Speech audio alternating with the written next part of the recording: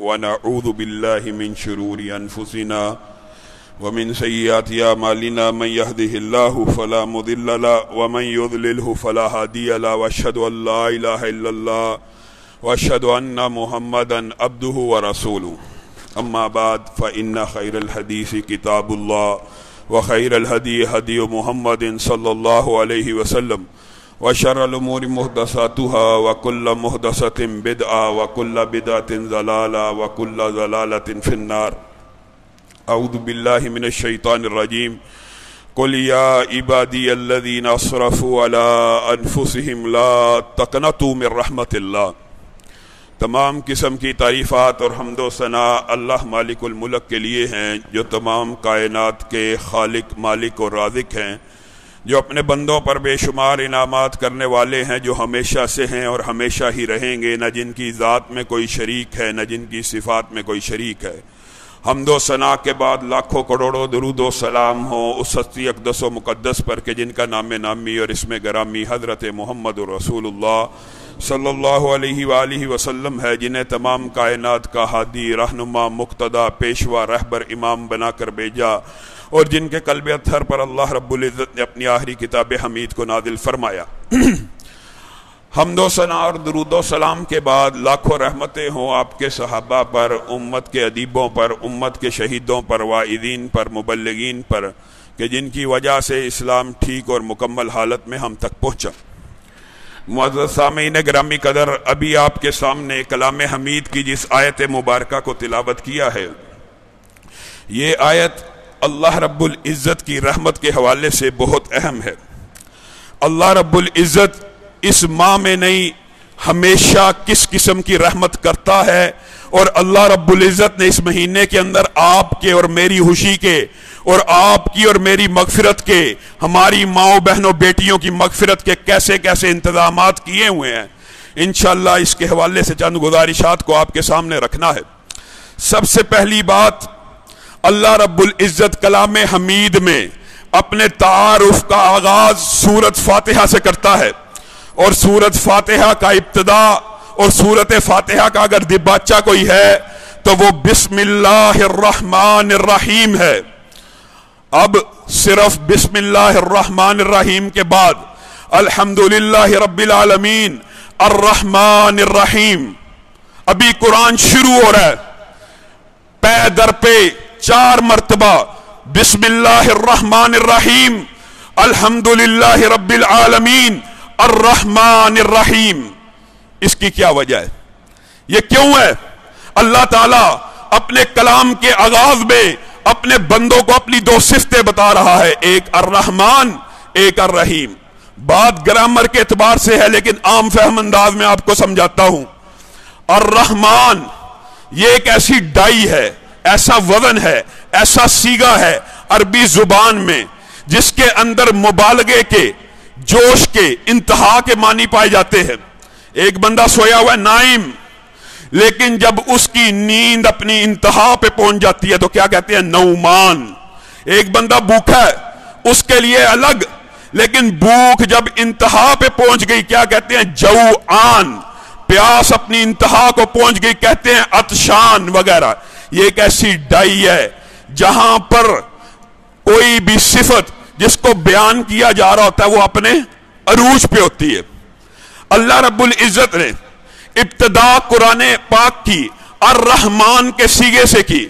اس کے اندر ایک مفہوم یہ نکلتا ہے کہ اللہ رب العزت کی رحمت جوش پہ ہے، انتہا پہ ہے، مبالغے کے اوپر ہے، انسان میں اور آپ گمان بھی نہیں کر سکتے۔ لیکن اس صفت کے اندر ایک اور معنی بھی پوشیدہ ہوتا ہے کہ یہ وقتی جوش ہوتا ہے۔ یہ جوش ایسا ہوتا ہے جب اپنے عروج کو پہنچ جائے پھر نیچے گرنا شروع کر دیتا ہے۔ اس لیے اللہ نے ساتھ ایک صیغہ ایسا استعمال کیا، الرحیم۔ الرحیم اس کے معنی کیا ہوتے ہیں؟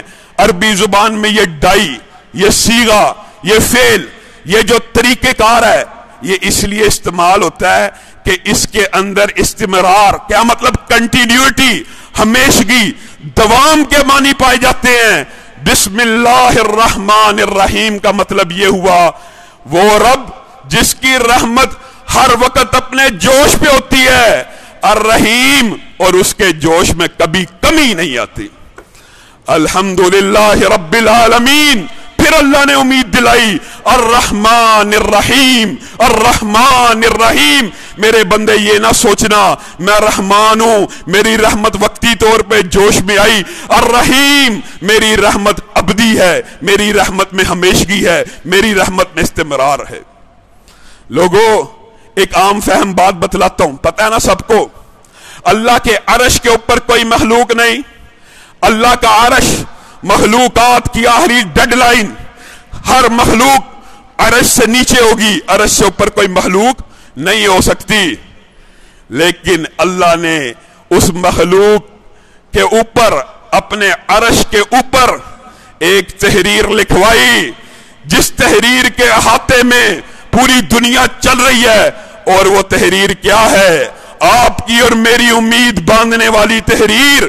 رب نے کہا عرش کے اوپر لکھا، جب لوہے محفوظ کو لکھنے کی باری آئی، تقدیر کو لکھنے کی باری آئی، قلم کو چلانے کی باری آئی، ہر چیز کو لکھنے سے پہلے اللہ نے اپنے عرش پہ لکھوایا، اور بندو میری رحمت ہمیشہ میرے غضب کے اوپر حاوی رہے گی، میری رحمت ہمیشہ میرے غضب کے اوپر غالب رہے گی۔ اسی پر بس ہے، اور تمہارا رب اتنا بڑا رحمان ہے، تم نے اور میں نے اپنے رب کو پہچانا نہیں۔ اللہ کی قسم، اگر رب کی صحیح پہچان ہو جائے، اس سے ایسی محبت ہو، اس کے ساتھ محبت کا ایسا انداز ہو کہ پھر ہم عبادتیں کرتے جائیں اور کبھی تھکاوٹ نہ آئے، اپنے رب کو راضی کرنے میں لگ جائیں۔ رب تمہارا کیسا رحیم ہے، کیسا رحمان ہے۔ صحیح حدیث آپ کے سامنے رکھتا ہوں۔ ایک وقت کل قیامت کے دن ایسا بھی آنے والا ہے، حفاظ، شہداء، صدیقین، نیک لوگ، اولیاء گناہگاروں کی سفارش کریں گے، گناہگاروں کی، جہنم میں جانے والوں کی۔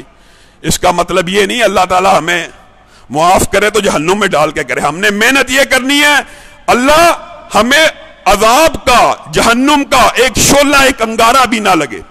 لیکن اللہ رب العزت نبی کریم کے ذریعے مجھے اور آپ کو سمجھا کیا رہے، جب سارے لوگ سفارش کر چکیں گے، انبیاء سفارش کریں گے۔ نبی کریم کی سفارش کا مشہور واقعہ لمبا چوڑا، جو بات ہمارے موضوع سے متعلق ہے، یہ بھی اللہ کی رحمت ہے، سفارشوں کا باب۔ اللہ تعالیٰ فرشتوں کو حکم دیں گے جہنم میں سے اس بندے کو بھی نکال لاؤ۔ کس بندے کو؟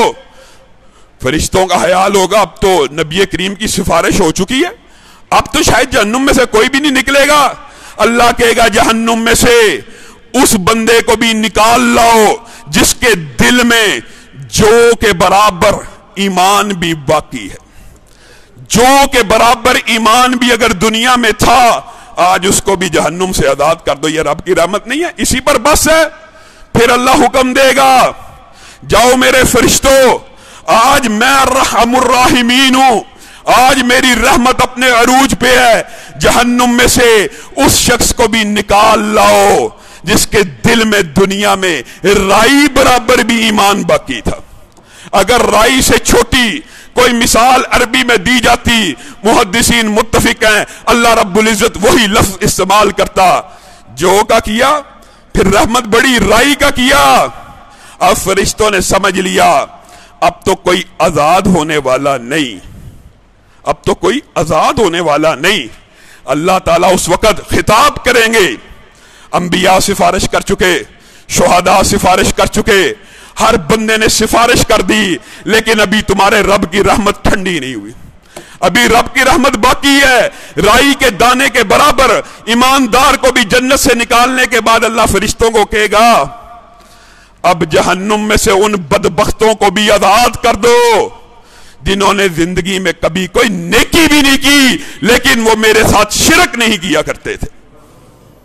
لوگوں یہ وہ وقت ہے جہاں پہ غیر مشرک کو جنت میں ڈالا جانا، لیکن اللہ کی رحمت کا یہ مطلب نہیں ہے کہ اللہ کی گستاخی کی جائے، اپنے آپ کو جہنم میں جانے کے لیے تیار کیا جائے، اور ان حدیثوں کی امید کے اوپر پہلے اس بات کے اوپر انسان تیار ہو جائے میں جہنم میں چلا جاؤں گا پھر معاف ہو جاؤں گا۔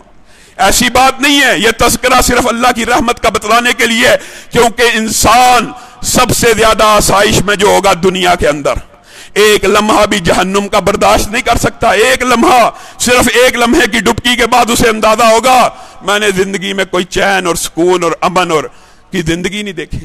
اور تمہارے رب کی رحمت کیسی ہے. آپ کو ایک بات سمجھانے کے لیے، ہو سکتا ہے تمہارے رب سے تمہارا پیار بڑھ جائے. رب کی رحمت، ہم ایک یونین کونسل میں رہتے ہیں، اس سے بڑی سٹی ہوتی ہے، شہر ہوتا ہے، اس سے بڑا ضلع ہوتا ہے، اس سے بڑا صوبہ ہوتا ہے، اس سے بڑا ملک ہوتا ہے، اس سے بڑا بر اعظم ہوتا ہے. 7 بر اعظم مل جائے زمین بنتی ہے، زمین کے ساتھ سمندر مل جائے یہ پوری کی پوری کرۂ ارض بن جاتی ہے. اس کرۂ ارض سے چند کلومیٹر، اس لیے کہہ رہا ہوں ہمارے لیے تو بہت زیادہ ہیں، لیکن اللہ کے لیے یہ فاصلے کی اہمیت کتنی ہے. تھوڑی سے دور جائیں سورج آتا ہے، کتنا بڑا اندازہ ہے. ایک سورج کے اندر اگر سورج کا ڈایا ناپنا ہو، سمجھنا ہو، سوچنا ہو کتنا ہے، 12 لاکھ زمینیں ہوں، ایک سورج ان 12 لاکھ زمینوں کو اپنے اندر سمو سکتا ہے. اس سورج سے اوپر جائیے ستارے ہیں، ان سے اوپر ستارے ہیں. انسانی آنکھ نے جو سب سے بڑا ستارہ دیکھا ہے ہبل کے ذریعے، دوربینوں کے ذریعے، اس ستارے کی وسعت سائنسدانوں کے اندازے کے مطابق پتہ کتنی ہے. جو سب سے بڑا ستارہ انسانی آنکھ کی حیثیت کیا ہے، اس سے پیچھے پتہ نہیں کیا ہے. اس ستارے کا صرف ڈایا بتانا مقصود ہے. 90 کروڑ سورج ہو، 90 کروڑ سورج ہو اس ایک ستارے میں سمو سکتے. لوگوں، اس ستارے کے اوپر آسمان ہے، ان ستاروں کے اوپر آسمان ہے، اور آسمان اتنا بڑا ہے جس نے سارے کے سارے ستاروں کو گھیرا ہوا ہے. لیکن اللہ نے اس آسمان کے اوپر اتنے بڑے فرشتوں کو پیدا کیا ہے. جب وہ آسمان کے اوپر سجدہ کرتے ہیں آسمان کی چولیں ہلنا شروع ہو جاتی ہیں. اتنا بڑا آسمان، دوسرا اس سے بڑا، تیسرا اس سے بڑا، 7ویں تک چلے جائیے. 7ویں آسمان کے اوپر اللہ رب العزت کی کرسی ہے. وسع کرسیہ السماوات، اور یہ کرسی اتنی بڑی ہے 7 آسمانوں کی چوڑائی سے بھی زیادہ ہے. کائنات کی ہر چیز کو اس کرسی نے احاطے میں لیا ہوا. لوگوں ذرا غور کرو، کہاں ایک یونین کونسل، کہاں ایک کرسی، اور کرسی کے سامنے پوری کائنات. صحیح حدیث آپ کے سامنے رکھ رہا ہوں، کرسی کے سامنے پوری کائنات. حدیث کے الفاظ ہیں ایسے ہے. اللہ کے نبی آپ کو اور مجھے سمجھانا چاہتے ہیں نا، کیسے ہے اللہ کے نبی. ایک انگوٹھی دیکھی ہے، ایک چھلا دیکھا ہے، جی اللہ کے رسول دیکھا ہے. پوری کائنات کرسی کی وسعت کے سامنے ایک چھلے کے برابر ہے، اور چھلا جو ایک بہت بڑے صحرا میں پڑا ہو. اور لوگوں، تم نے رب کی قدر نہیں کی. ما لکم، اور تمہیں کیا ہو گیا ہے؟ تم نے اللہ کے وقار کا اندازہ نہیں کیا، تم نے اللہ کے وقار کا خیال نہیں کیا. اس کرسی پر بس ہوتی تو بات کافی تھی. اللہ نے کہا الرحمن علی العرش استوى، اس کرسی کے اوپر عرش عظیم ہے. اور کرسی کی حیثیت میرے صحابیوں، عرش عظیم کے سامنے پتہ کیا ہے؟ چھلا دیکھا ہوا ہے، انگوٹھی دیکھی ہے. کرسی کے سامنے پوری دھرتی کائنات ایک چھلے کے برابر، اور عرش کے سامنے کرسی ایک چھلے کے برابر ہے. اور اس عرش کو، جو بات ہمارے موضوع سے متعلق ہے، قیامت کے دن 8 فرشتے اٹھائیں گے. ابھی بھی فرشتوں نے اٹھایا ہوا ہے، وہ کیا کہتے ہیں اس بات کی طرف آتے ہیں. لیکن ان میں سے ایک فرشتے کا حلیہ نبی کریم نے آپ کو اور مجھے بیان کیا ہے. ایک فرشتہ ان 8 میں سے ایسا ہے، اس کا سر عرش کے نیچے ہے، لیکن اس کے پاؤں 7 زمینوں سے بھی نیچے ہیں. 700 برس ایک پرندہ اڑنا شروع کرے، دنیا کا سب سے تیز رفتار 700 برس اڑتا رہے. نبی کریم صلی اللہ علیہ وسلم نے ارشاد فرمایا اس فرشتے کے کان سے لے کر کندھے تک کا فاصلہ طے نہیں کر سکتا. اور یہ فرشتے تیرے اور میرے لیے کتنی خوش نصیبی کی بات ہے. اپنے رب کی तस्बीहात बयान कर रहे होते हैं और साथ में दुआ कर रहे होते हैं। क्या? फगफिर लिल्लज़ीना ताबू, जिन्होंने अरश को उठाया हुआ वो अल्लाह की तस्बीहात को बयान कर रहे और अल्लाह के सामने दुआ करे, अल्लाह अपने बंदे जो तेरे बंदे हैं जो ईमान ले आए हैं उनको माफ फरमा देना। यूईटी की एक मस्जिद के अंदर बैठा हुआ बंदा, कुरान और सुन्ना के अंदर बैठा हुआ एक बंदा, ना रब उसको फरामोश कर रहा, ना अरश को उठाने वाले उसको फरामोश कर रहे, तेरी और मेरी सिफारिश कर रहे हैं हर वक्त अल्लाह से, अल्लाह जो बंदे ईमान ले आए हैं उनको माफ कर देना, अल्लाह जो बंदे ईमान ले आए हैं उनको माफ कर देना। बात यहां तक होती काफी थी। फिर क्या कहते हैं? फगफिर लिल्लज़ीना ताबू, ऐ अल्लाह जो बंदा एक मर्तबा तेरे सामने आके हाथ उठा लेना, मुझे माफ कर देना। ऐ रब उसको माफ कर दई, क्योंकि तूने अपनी जान के ऊपर अपने ऊपर यह बात फर्ज कर ली है कि मेरी रहमत मेरे गजब के ऊपर हावी है। 8 फरिश्ते नहीं, अरश के इर्द गिर्द लाखों फरिश्ते आपके और मेरे लिए दुआएं कर रहे हैं, अल्लाह उनको माफ कर देना जो तौबा करते हैं। मैं और आप जालिम हैं, मैं और आप बुरे हैं जो रब को पहचान नहीं सके। ये रब, ये अज़ीमुश्शान रब, इस रब की कदर नहीं की दुनिया के माल की वजह से, दुनिया के माल की वजह से, दुनिया के माल की वजह से। जिस रब ने इतने इतने बड़े प्लैनेट स्टार्स बनाए हैं और दुनिया की सारी दौलत की अल्लाह रब्बुल इज्जत के सामने हसीयत किया। क्या हसीयत है? कायनात की वुसतों पे गौर करो और लोगों आ जाओ। कुल या इबादी अल्लज़ीना असरफू अला अनफुसिहिम ला तकनतू मिन रहमतिल्लाह, अपनी जानों पे जुल्म करने वालों अल्लाह की रहमत से कभी मायूस ना होना। इब्लीस का हथियार है मायूसी। इब्लीस आपको कहता है तूने बड़े गुनाह कर लिए, तूने ये गुनाह किया, तूने गीबत की, तूने झूठ बोला, तूने ये किया वो किया, तेरे गुनाह माफ नहीं होने।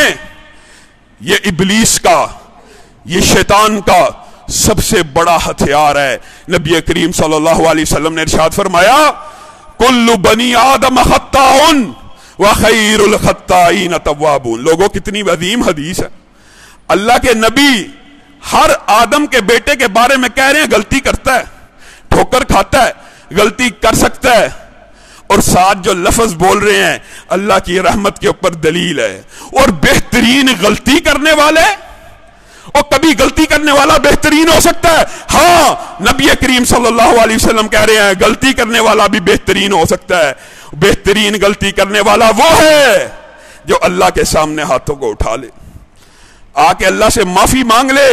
फिर अल्लाह ताला ये नहीं कहता ये मुजरम है, ये गलती करने वाला है, मैंने इसको माफ नहीं करना, बल्कि अल्लाह क्या कहता है? ये बेहतरीन गलती करने वाला है, ये बेहतरीन गलती करने वाला है। इसने आके तौबा की, अत्ताइबु मिनज़्ज़ंबी कमल्ला ज़ंबलहु। अल्लाह कह रहा है जब गलती करके आ जाएगा तौबा के लिए हाथों को उठाएगा, अत्ताइबु मिनज़्ज़ंबी कमल्ला ज़ंबलहु। नबी करीम के जरिए हम तक पैगाम पहुंचा रहा है अल्लाह, जिसने तौबा कर ली वो ऐसे है, वो ऐसे, उसने गुनाह किया ही नहीं, उसने गुनाह किया ही नहीं अल्लाह के खाते में। इसी पर बात बस हो जाती। रहमत के लिए काफी है, मगफिरत के लिए काफी है, लेकिन अल्लाह की रहमत ज्यादा है। अर्रहमान अर्रहीम, रहमान और रहीम है। कहता है गलती तू करेगा, झूठ तू बोलेगा, गीबत तूने की, सूद तूने खाया, शराब तूने पी, जना तूने किया, कत्ल तूने किया, मेरी बारगाह में आ गया, मुझसे माफी मांग ली। ये जो जितने गुनाह लिखे हैं, ये जो रजिस्टर गुनाहों से भरे हुए हैं, मैं इन गुनाहों को मिटाता नहीं, रहमत करता हूं, इन गुनाहों को नेकियों से तब्दील कर देता हूं। इंसान गुनाह कर रहा है, वो गुनाह नेकियों में बदले जा रहे हैं। तुम अपने रब से क्या चाहते हो? क्या चाहते हो? आज मैं और तुम इस दौड़ में शामिल नहीं। हमारी दौड़ जिंदगी की तगोदो जन्नत के हसूल के लिए होनी चाहिए कि नहीं? हमारी तगोदो 60 बरस की जिंदगी गुजारने के लिए। कहने वाले और सब सुनने वाले कोई इससे मुस्तस्ना नहीं है। क्या स्ट्रगल है? और अगर रब के बंदे हो, अगर जन्नत की तमन्ना है, फिर उसके लिए मेहनत भी तो करके दिखाओ, फिर उसके लिए स्ट्रगल भी तो करो। ये तो नहीं یہ تو اللہ رب العزت کے ساتھ بدتمیزی کی بات ہے کہ انسان کے اللہ بڑا رحمان ہے رحیم ہے، نماز بھی نہیں پڑھنی، اللہ بڑا رحمان ہے رحیم ہے، گناہ بھی نہیں چھوڑنا، اللہ بڑا رحمان ہے اور رحیم ہے، پھر اس کی ماننی بھی کوئی نہیں۔ یہ نافرمانی ہے، یہ گستاخی ہے۔ آپ نے اور میں نے سٹرگل کرنی ہے، کوشش کرنی ہے۔ 8 10 12 گھنٹے کاروبار کو دیتے ہیں، ہونا تو یہ چاہیے حقیقت میں جتنا وقت دنیا کے لیے صرف کرتے ہیں اس سے دگنا وقت آخرت کے لیے صرف کرے، کم از کم دگنا وقت، دگنا نہیں کرنا چاہیے حقیقت میں۔ وجہ کیا ہے؟ یہ تو 60-100 برس کی زندگی ہے، وہ زندگی خرب سال کی ہے۔ 60 برس کی جو خرب سال کے ساتھ نسبت مناسبت بنتی ہے کرنا تو وہ چاہیے، لیکن میں آپ کے لیے کہتا ہوں چلو دگنی نہیں تو جتنی سٹرگل کاروبار کے لیے کرتے ہو، جتنی سٹرگل رزق کے لیے کرتے ہو، جتنی سٹرگل دکان کے لیے کرتے ہو، کھولتے ہو، ان ٹائم گاہک آ گیا، یہ ہو گیا ہے، گرائی کرنے جانا ہے، پوری کی پوری زندگی کاروبار کے ارد گرد گھومتی ہے، اور کم از کم اتنا ٹائم ہی رب کے لیے نکال لیا کرو۔ لیکن نہیں، اتنا نکالنے والے بھی دنیا میں موجود نہیں ہیں۔ ٹائم اللہ نے تم سے اور مجھ سے صرف 1.5 گھنٹہ مانگا ہے پورے دن کے اندر۔ 5 نمازیں مسجد میں آ کے ادا کر دو، اور میرے بھائیوں اور میرے مسلمان بیٹوں اور میری بیٹیوں، میری بہنوں، اللہ نے تمہارے اوپر دن میں صرف 5 نمازوں کو فرض کیا ہے اللہ کے لیے، اللہ کے واسطے۔ اگر اللہ کی رحمت کو حاصل کرنا ہے صرف 5 وقت مسجد میں 1.5 گھنٹہ نہیں بنتا، پورے دن میں حساب لگا لیں، اس 1.5 گھنٹے کے اندر تو اللہ کو راضی کرنے کی کوشش کر لو۔ 24 گھنٹے میں سے 1.5 گھنٹہ اگر اللہ کی عبادت کرو گے، اللہ کے حکم کو بجا لاؤ گے، پورے دن میں صرف 1.5 گھنٹہ ہوگا کیا؟ اللہ تعالیٰ 24 کے 24 گھنٹے عبادت میں لکھ دے گا، 24 کے 24 گھنٹے عبادت میں لکھے جائیں گے۔ اور جہاں تک تعلق ہے توبہ کا، بندے یہ سمجھتے ہیں کہ ہم سے نعوذ باللہ، میں آپ کو بڑے بڑے گناہوں کی بات کہتا ہوں، گناہ ہو گیا، بہت بڑا گناہ ہو گیا، جی کیا ہو گیا؟ زنا ہو گیا، نعوذ باللہ، اللہ رب العزت ہم سب کو محفوظ رکھے۔ گناہ بڑا شدید ہے، 60 سال کی عبادت کو کھا جاتا ہے۔ لیکن آپ کو شبیبہ غامدیہ کا، معاذ بن مالک کا واقعہ اپنے ذہن میں رکھنا چاہیے۔ ایک صحابی نبی کریم صلی اللہ علیہ وسلم کے پاس آتے، گناہ کا ارتکاب کر لیا، نبی کریم نے کہا اس کا دماغ تو نہیں خراب ہو گیا، اس کا دماغ تو نہیں خراب ہو گیا؟ پوچھا، ایک واقعہ یہ۔ دوسرا واقعہ شبیبہ غامدیہ کا، نبی کریم کے پاس آئی، کہا آقا طہرنی، پاک کر دیجئے، پاک کر دیجئے۔ کیا ہوا؟ گناہ کا ارتکاب کر بیٹھی ہوں۔ اچھا نتیجے کا انتظار کر۔ کچھ عرصے کے بعد آئی، نتیجہ نکل چکا ہے، اے اللہ کے رسول نتیجہ نکل چکا ہے، حمل سے ہوں۔ اچھا بچے کا کیا قصور ہے؟ جب پیدا ہو پھر آنا۔ آقا پاک کر دیجئے، دل میں گناہ کی کسک ہے، دل میں گناہ کا خوف ہے، اللہ کے عذابوں سے ڈرتی ہوں، قیامت کے دن رب کے سامنے کھڑے ہونے سے ڈرتی ہوں، کسی طرح مجھے پاک کر دیجئے۔ نبی کریم نے کہا بیٹا پیدا ہوگا پھر آنا۔ بیٹا لے کے آئی، 1 دن کا 2 دن کا۔ نبی کریم نے کہا اس کی کفالت کون کرے گا؟ دودھ کون پلائے گا؟ جا اس وقت آنا جب ہاتھ میں روٹی کا ٹکڑا تھامے ہوئے ہو، روٹی کھانے پہ قدرت ہو، خود کھا پی سکتا ہو، خود کھا پی سکتا ہو، تب اس کو لے کے آنا۔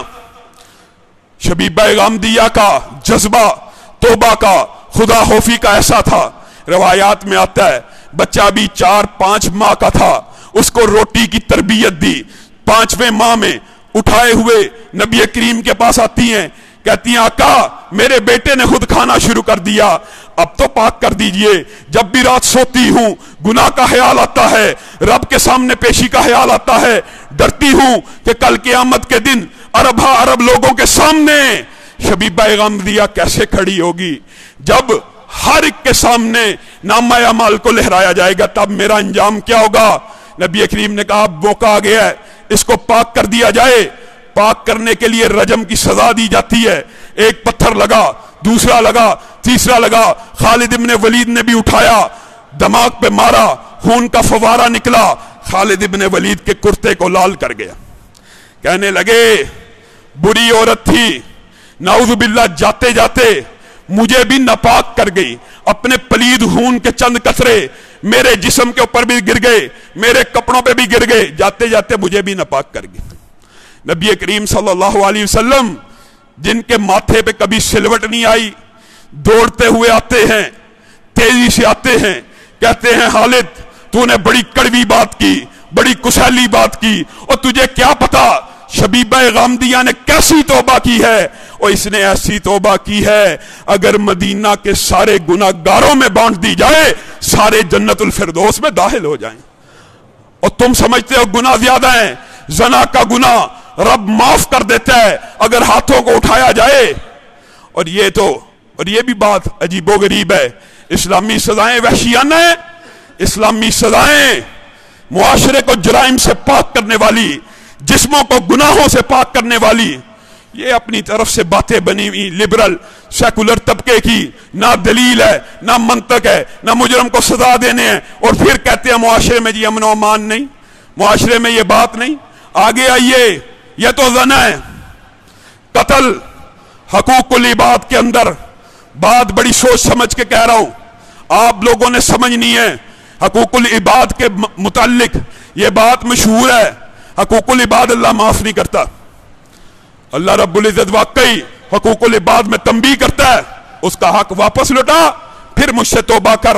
حقوق العباد کے اندر توبہ کی ایک شرط یہ بھی ہوتی ہے کہ جس کا حق مارا ہوا ہے اس کو حق لٹایا جائے، لیکن قتل، ایک جان کا قتل، کیا دنیا میں حقوق العباد کی اس سے بڑی کوئی خلاف ورزی ہو سکتی ہے کہ ایک جیتے جاگتے انسان سے اس کی مال نہیں، دولت نہیں، پوری زندگی چھین لی جائے؟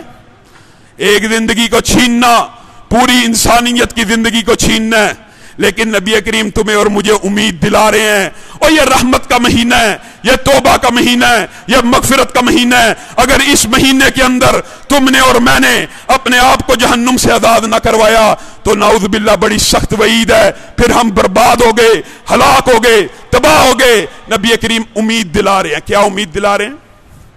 بنی اسرائیل کے اندر ایک شخص ہوا کرتا تھا، اس نے 99 قتل کیے، 99 پوری زندگی لوگوں کی طاق میں رہا، جس کا دل کرتا مال لوٹتا قتل کر دیتا، جس سے لڑائی ہوتی غصے میں آتا قتل کر دیتا۔ 99 قتل کیے، ایک دن لیٹا، خیال آیا زندگی ساری تو غفلت میں گزار دی، زندگی ساری تو برائی میں گزار دی، کیا میں معاف ہو سکتا ہوں؟ سوچا ایک عابد ہے بستی کے اندر، اس کے پاس جا کے پوچھتا ہوں، اس کے سامنے اپنا مقدمہ رکھتا ہوں، اس کو پوچھتا ہوں کیا میرے گناہ معاف ہو سکتے ہیں؟ اس کے پاس گیا، عابد نے کہا تو وہی ہے جس کے بارے میں معاشرے میں مشہور ہے؟ ہاں میں وہی ہوں۔ تو نے 99 قتل کیے، تو بڑا ظالم ہے، تو بڑا سنگ دل ہے، تیرے گناہ اللہ معاف نہیں کر سکتا۔ اس کو غصہ آیا، اس نے کہا اگر گناہ معاف نہیں ہونے تو بھی میری طرف سے قتل ہے۔ پورے 100 کر لیے، پورے 100 قتل کر لینے کے بعد دل میں رات کو پھر خیال آیا یہ کیا کر بیٹھا ہوں، ابھی پچھلے کے اوپر نادم تھا، آج ایک ولی اللہ کو بھی قتل کر دیا۔ ایک اور عابد کا پتہ چلا، عالم کا پتہ چلا، اس کے پاس حاضر ہوا، کہا میرے گناہ معاف ہو سکتے ہیں؟ اس نے کہا تو نے بڑا ظلم کیا ہے، بڑے بندوں کو مارا ہے، لیکن اللہ کی رحمت بہت وسیع ہے، مجھے امید ہے اگر تو اپنی باقی زندگی فلاں نیکوکاروں کی بستی کے اندر گزار دے، مجھے رب سے امید ہے، مجھے رب سے امید ہے، گارنٹی نہیں تھا دے رہا، مجھے رب سے امید ہے رب تیرے گناہوں کو معاف کر دے گا۔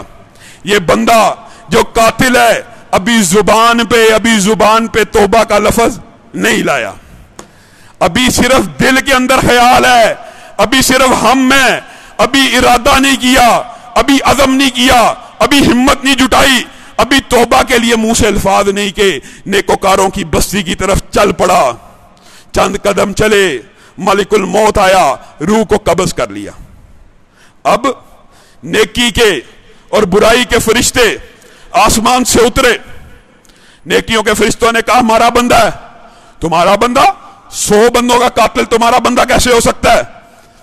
دل کے اندر ارادہ کر لیا تھا، دل کے اندر نیت کر لی تھی توبہ کی، اللہ نے مہلت نہیں دی، لیکن دل کے خیال کے اوپر بھی تمہارا رب اگر اجر لکھتا ہے تو دل کے اندر آنے والی توبہ کے خیال کے اوپر بھی رب معاف کر دیتا۔ فرشتے جھگڑنا شروع ہو گئے، برائی کے کہتا ہے یہ میرا ہے، نیکیوں کے کہتے ہیں یہ میرے ہیں۔ ایک فرشتے کو اللہ نے بطور فیصل نازل کیا، اس کو انہوں نے فیصل مانا، اس فرشتے نے کہا میں इस सारे मुकदमे को सुनने के बाद ये फैसला देता हूं, अगर ये बंदे का फासला नेकोकारों की बस्ती की तरफ करीब है, इसे माफ कर दिया जाएगा। अगर इसका फासला बुरे लोगों की बस्ती के करीब है तो इसको बुराई के फरिश्ते ले जाएंगे। हदीस के अल्फाज हैं, नबी करीम फरमाते हैं, अभी तो बुरों की बस्ती से निकला था, अल्लाह ने जमीन को हुक्म दिया, इस बंदे ने दिल में तौबा का इरादा कर लिया था, ए जमीन नेकोकारों की बस्ती की तरफ सिमट जा। अभी तौबा मुंह से नहीं निकाली, 100 बंदे के कातिल को नेकी के फरिश्ते, नेकियों के फरिश्ते अपने साथ लेके चले जाते। इसी पर बस है, नबी करीम सल्लल्लाहु अलैहि वसल्लम ने एक वाकया किफल का सहाबा को इतनी मर्तबा बतलाया, सहाबा कहते हैं जब भी नबी करीम तौबा की, इस्तगफार की बात करते, हमें किफल का वाकया सुनाते। किफल का वाकया क्या है? एक नौजवान जो सारा दिन बुराइयों के पीछे भागने वाला, कोई बुराई उससे बच के नहीं जा सकती, जना हो, शराब हो, लड़कियों को छेड़ना हो, उबाश, गंदा इंसान, हर वक्त गुनाहों के ताकुब में लगे रहने वाला। कोई इंसान ऐसे होते हैं जो नेकियों का ताकुब करते हैं, नेकियों के पीछे दौड़ते हैं, सोचते हैं कोई नेकी आए इसको कर गुजरूं, वो बंदा हर वक्त गुनाहों का ताकुब करने वाला। एक मर्तबा एक औरत को हायर किया बुराई के लिए, औरत ने मामला तय किए, सारे मामला तय होने के बाद जब बुराई पे कादर हो गया, बुराई करने लगा, औरत रोने लगी, गिड़गिड़ाने लगी। रोती क्यों है? मुआहदा तय पा चुका है, पैसे तुझे दे चुका हूं। हाँ तू पैसे दे चुका है, सच कह रहा है, लेकिन मैं रोती इस वजह से हूं, मुझे कल अपने रब के सामने खड़ा होने का ख्याल आ रहा है। आज मजबूरी ने, तंग दस्ती ने मुझे इस हालत में पहुंचा दिया, घर में बाप बीमार है, दवाई का इंतजाम करना है, मुझे बुराई करनी पड़ रही है। उसकी दवाई के इंतजाम के लिए किफल के जहन में उसी वक्त एक झमाका सा हुआ, जहन को पलटने के अंदर चंद सेकंड का वक्त लगता है। ये औरत पैसे लेकर अपनी मर्जी से, नई मजबूरी के आलम में अपने बाप को बिस्तरे भी मरक पे देखकर बुराई कर रही है, और इन तमाम मजबूरियों के बाद भी अल्लाह के सामने खड़ा होने से डर रही है। किफल तू कितना बदकिस्मत इंसान है, तू खुशी से, रगबत से गुनाह करता है और अल्लाह के सामने खड़ा होने से डरता भी नहीं है। बस यह रात किफल की जिंदगी की आखिरी रात थी, सही हदीस में आता है। अगले दिन लोग उठे, लोगों ने कहा किफल की तरह, किसी ने कहा सोया होगा, शराब के नशे में धुत होगा, दोपहर आएगी, दिन डलेगा, निकल आएगा। बहुत टाइम गुजर गया, किफल बाहर ना निकला। कहा माजरा क्या है, जाके पता तो करें माजरा क्या है।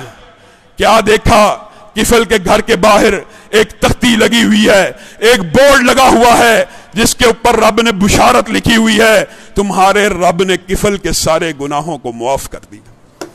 एक रात ऐसी आई थी, किफल की जिंदगी बदल गई, इनकलाब आ गया। किस तरह आता है इनकलाब, किस तरह आता है? नबी करीम सल्लल्लाहु अलैहि वसल्लम आपको और मुझे बतला रहे हैं अपनी जिंदगियों में इनकलाब लाना है, किस तरह लाना है। और मेरे बंदो, तुम गुनाह करते रहो, जमीनों आसमान की वुसअतें भर जाएं।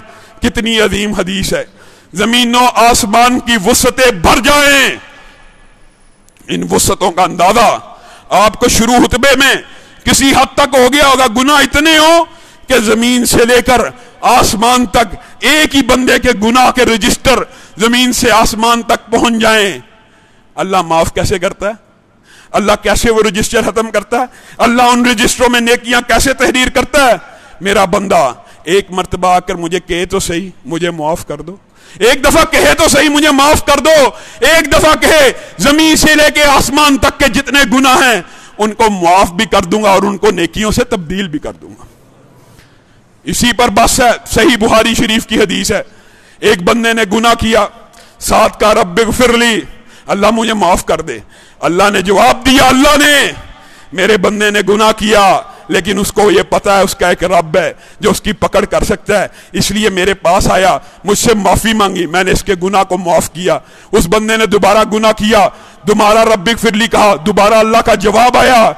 मेरे बंदे ने गुनाह किया लेकिन इसको पता है इसका एक रब है जो माफ करने वाला है, इसने माफी मांगी, मैंने इसको माफ किया। 3 मरतबा हुआ। बुखारी शरीफ के अल्फाज हैं, चौथी मरतबा बंदे ने फिर गुनाह किया, پھر رب سے معافی مانگی.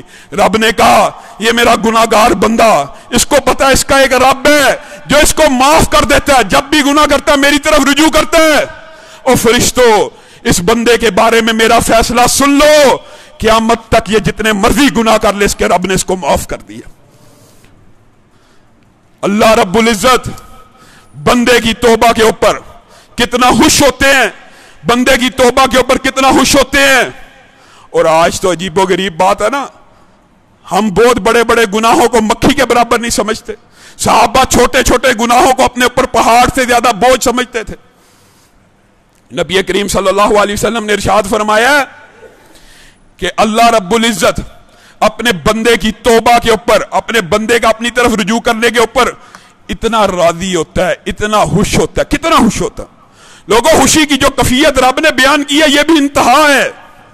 کہا ایک بندہ ہے, اس کے ساتھ مال و اسباب ہے, وہ صحرا میں ہے, اچانک اس کا مال و اسباب کھو جائے, پھر وہ پیاس میں آ جائے, پھر وہ بھوک میں آ جائے, حلق میں جان اڑ جائے, آخری لمحات آ جائیں, نیند کا جھونکا آئے, نیند سے اٹھے, اس کو یقین ہو جائے اب میں نہیں بچ سکتا. جب یہ یقین ہو جائے, آنکھ کھلے, اپنا سامان بھی واپس, اونٹ بھی واپس, خچر بھی واپس, ہر چیز واپس, وہ کتنا خوش ہوتا ہے. اللہ مثال سمجھانے کے لیے کہہ رہا ہے, وہ اتنا خوش ہوتا ہے جذبات میں آ کے کہتا ہے اے میرے رب تو میرا بندہ ہے اور میں تیرا رب ہوں. خوشی کی یہ کیفیت ہے. حواس باختہ ہو جاتا ہے. اللہ تعالیٰ اس حواس باختگی کی کیفیت کو اپنے ساتھ سمجھا رہے ہیں. اور تمہارا رب, جب کوئی بندہ گناہگار اللہ کے سامنے ہاتھ پھیلاتا ہے نا, تمہارا رب اس بندے سے بھی زیادہ خوش ہو جاتا ہے. اور لوگوں اللہ کے سامنے ہاتھ پھیلاؤ تو صحیح, اللہ رب العزت کے سامنے آ کے معافی مانگو تو صحیح. تمہارا رب تو پہلے کہہ رہا ہے یا عبادی الذین اسرفوا علی انفسہم لا تقنطوا من رحمت اللہ. اللہ رب العزت کی رحمت سے کبھی مایوس نہ ہونا. اللہ رب العزت جو کہا گیا, جو سنا گیا, اس کو سمجھنے کی توفیق عنایت فرمائے. جنریٹر چلوا دیں.